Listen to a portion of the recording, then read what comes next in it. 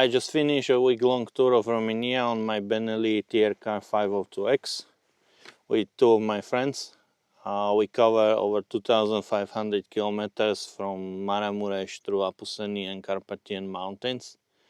And here are the 7 things I learned about motorcycle touring in Romania as a beginner. Some practical and some even surprising. So just a quick context. I've been coming to Romania for over 14 years now. I actually met my wife there.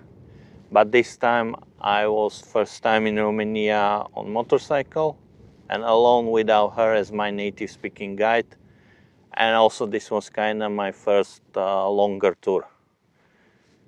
We started in Maramureș in north, continue south through Accommodation Mountains and then to Transylvania and the Carpathian Mountains.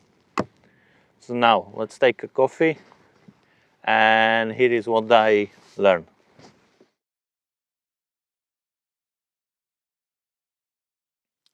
Number 1, road conditions.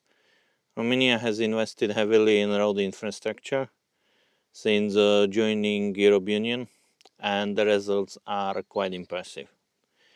There are new highways and main roads are in surprisingly good condition. Plus some incredibly new roads like Transalpina. But here's the reality as well. In rural area between villages you might find no pavement at all, just gravel tracks. And some national roads are simply low priority for maintenance because Romanian road network is really vast and not everything gets fixed quickly.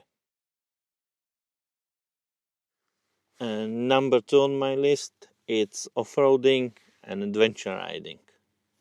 And what I learned, you can't trust your navigation blindly. Roads which are marked as light or easy can be very challenging due to weather condition over time. And the roads which start as easy gravel can quickly turn to proper motocross track. My advice here, if you are beginner or riding a heavy adventure bike, stick to established tracks like ACT or Trans-Euro Trail, which is currently in process of rebuilding, where you can find information about difficulty levels and also know to judge when it's time to turn back. You can try asking locals or observe what kind of vehicles they're driving. If it's standard family cars, most likely will be fine. But when you start seeing big 4x4s and especially the modified ones, then be on lookout. Number 3 on my list would be the accommodation.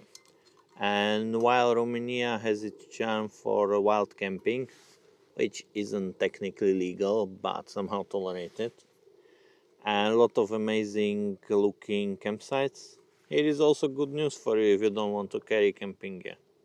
You can very easily find nice and clean and affordable accommodation on sites like booking.com. And here are some examples of places we stay. All this was 10 to 20 euro per person for a night.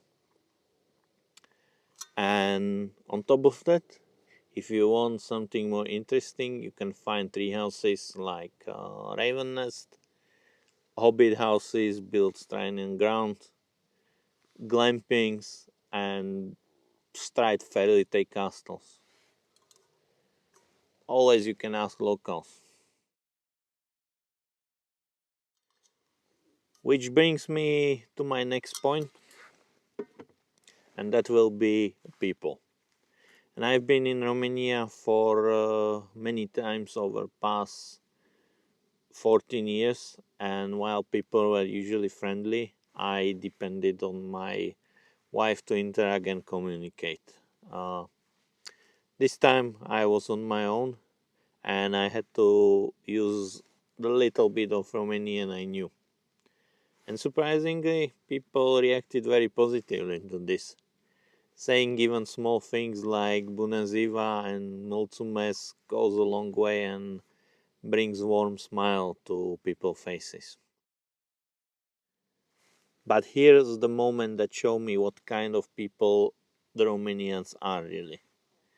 When I ruined my clutch in Maramureș mountain, very first day, we met guys on off-road jeeps who help us to tow the broken bike back through forest and stay with us tonight.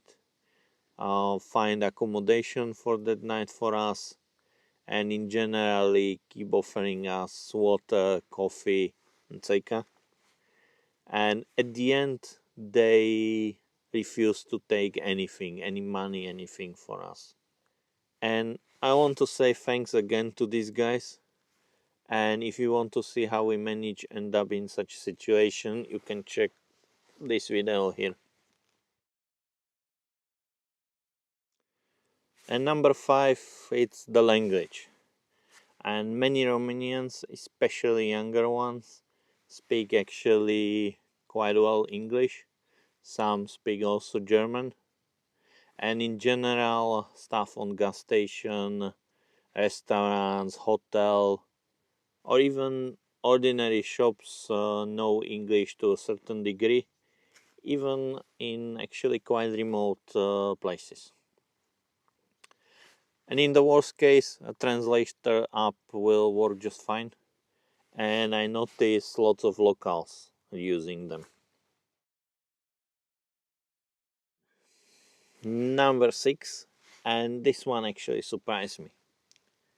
Romanian driving, especially in the cities, kinda looks like chaos. Traffic lights are working, and signs sometimes are more suggestion than a rule, and the speed limits are purely decoration. But the attitude towards motorcycle is actually surprising.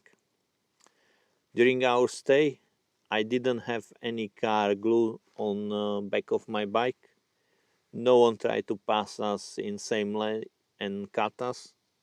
And most drivers generally move to the side and let us pass. And also no hard feelings or drama when we filter through standstill traffic. And plus, on roadworks, on traffic lights, usually trucks wave to us to go first before they start to move. So despite the faster, I would say more temperamental driving in general, the drivers are more careful around motorcyclists. And honestly, first scary moment was right after we crossed back in the Hungary. The last one, number 7. And there is simply so much to see. Romania is big and there is something worth stopping for around every corner. Tempting shortcuts, medieval towns, incredible food smell, and general amazing views. All this will constantly keep breaking your daily plans. And unless you want to stick to your schedule at all costs, you have to prepare to either wake up early, right into the night like we did often, or simply accept the truth that you will need to come back multiple times. We planned longer days than we actually rode, and honestly, the unplanned stops and routes we took were some of the best moments we had there. One more thing, Romania cuisine is great, but the best sarmale and mamaliga must be made in chaun, which is traditional cast iron pot.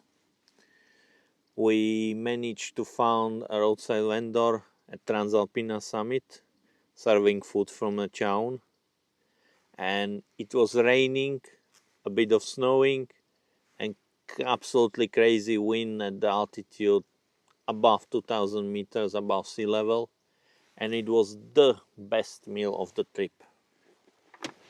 Romania is a beautiful country and one of the top places for motorcycle and adventure riding, and it's also very good for beginners. And if you're hesitating to go, just don't hesitate. just do it.